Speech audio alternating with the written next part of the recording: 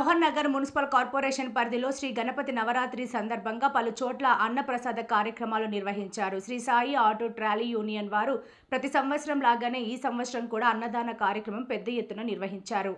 భక్తులు వందల సంఖ్యలో తరలి వచ్చారు. ప్రతి సంవత్సరం ఇలా అన్నప్రసాద కార్యక్రమం జరపడం వలన మాకు చాలా మంచి జరుగుతుంది అని మా నమ్మకమని యూనియన్ సభ్యులు ఎల్లయ్య, కృష్ణ మరియు వెంకటేష్ తెలిపారు. అలాగే మోహన్ రావు కాలనీలో కొలువుదీరిన గణనాథుడు గణపతి యూత్ అసోసియేషన్ ఆధ్వర్యంలో 17వ సంవత్సరం విజయవంతంగా అన్నప్రసాద కార్యక్రమం నిర్వహించారు. మరియు గాంధీనగర్, మారుతినగర్, విజయనగర్ కాలనీ, నందానగర్ గ్రామాలలో శ్రీ గణేష్ మహారాజ్ ఉత్సవ కమిటీ వారు ఆహ్వానం మేరకు గణేష్ మండపాల వద్ద ఏర్పాటు చేసిన అన్నప్రసాద కార్యక్రమంలో బీజేపీ ఓబీసీ మోర్చా రాష్ట్ర కార్యవర్గ సభ్యులు మరియు social justice and women rights Telangana రాష్ట్ర అధ్యక్షులు రంగా శ్రీనివాస్ గౌడ్ పాల్గొనడం జరిగింది. మానవ హక్కుల సంఘం చైర్మన్ శ్రీ చెరుకు రమేష్ అన్నప్రసాద కార్యక్రమంలో పాల్గొన్నారు.